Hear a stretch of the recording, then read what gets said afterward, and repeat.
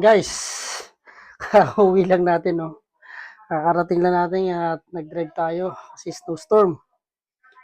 Nag-request si Mrs. ng ginataang halo-halo. Pero lalagyan natin ng twist. Lagyan natin ng cream of corn. No? Sobrang lamig nga, no? Tsaka talagang malamig ang panahon ngayon. Winter na dito sa amin. Kaya ito ang naisip na lutuin. Samahan nyo ako, magluto tayo ng ginataang halo-halo. And guys, yung mga isasahog natin sa ginataang halo-halo natin, cream of corn, coconut milk, tsaka yung sago, dalawang kulay ng kamote gagamitin natin, tapos saba, langka, sugar, tsaka bilo-bilo. Yan. Okay, mabilisan lang itong luto natin, no? Pakulo na tayo doon ng 2 cups of water. Yan. Langka is jackfruit. Yan, saba, banana. Yan. Okay, let's go. Yan, nagpakulo na tayo ng lagay ko na yung 2 cups of water tsaka yung 1 can ng coconut milk natin, no? Tapos ilalagyan pa natin siya ulit ng 1 can coconut milk. Yan. Tapos antayin lang natin ang kumulo ng konti yan. Tapos ilalagay natin yung sago. Sago unahin natin kasi matagal maluto yun. Guys. Yan guys, ang ilalagay natin ngayon is yung sago. Yan para mabilis siyang lumambot, no? Sago is tapioca. Yan. Tapos haluin lang natin yan. Okay. Haluin lang natin yan. Nagbo-boil na siya ng konti. Ihinaan natin siya ng konti para di masunog yung gata natin. Kasi yung gata pag hindi mo siya hinahalo, sunog yung ilalim. Okay. And guys, susunod natin yung kamote. Ayan. Kamote. At dahan-dahan lang din natin haluin yan. Lang natin apoy. Ayan, haluin lang natin. Pag na-tenderize na yung kamote, sunod natin yung ibang mga sahog natin.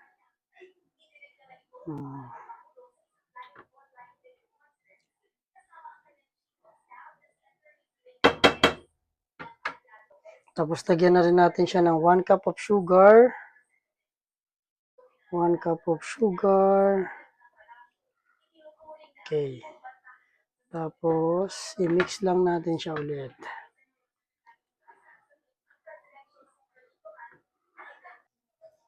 Yan, i-check natin kung tenderize na yung kamote. Diba? Tigas-tigas pa. Haluhaluin lang natin. Yun guys, medyo tenderize na yung ano natin, no? Kamote. Lagay natin yung bilo-bilo. Yan, bilo-bilo. Okay. Pagkulo niya, wag muna natin haluin para di madurog. Pag kumulo, saka natin siya haluin.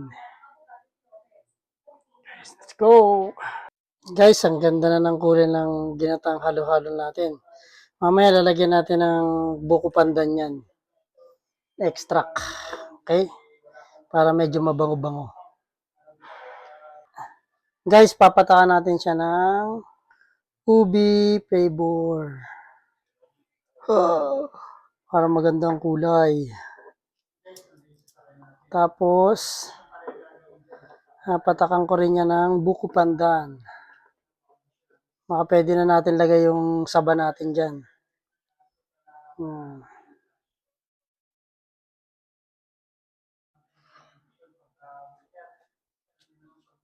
Okay. Lang. Buko pandan, extract, tsaka ubi extract. Okay. And guys, ilalagay ko na yung saba.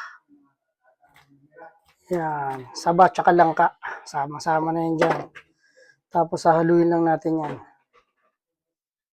Okay. Haluin lang natin yan. Dahan-dahan lang para di madurog. Lalapot yan kasi may glutinous Tsaka saba, kamote, lalapot yan. Sa kamote, tsaka glutinous. Hop, may naiwan pa saging.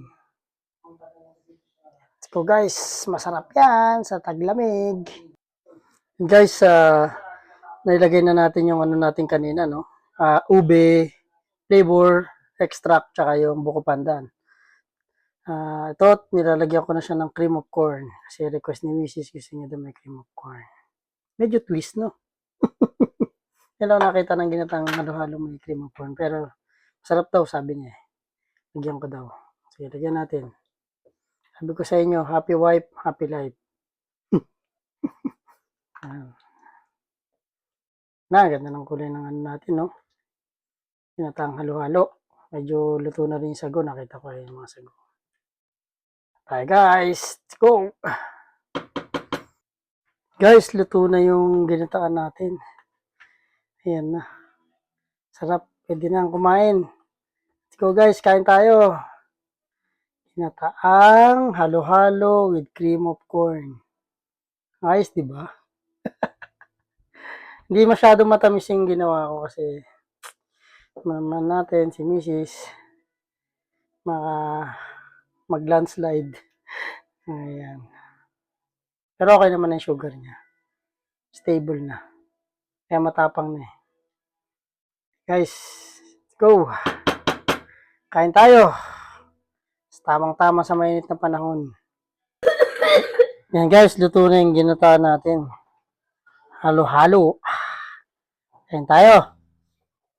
Tikman natin to. Sobrang init at saktong-sakto sa malamig na panahon. Let's go. Thank you nga pala guys sa panonood ng video, no? Bye-bye.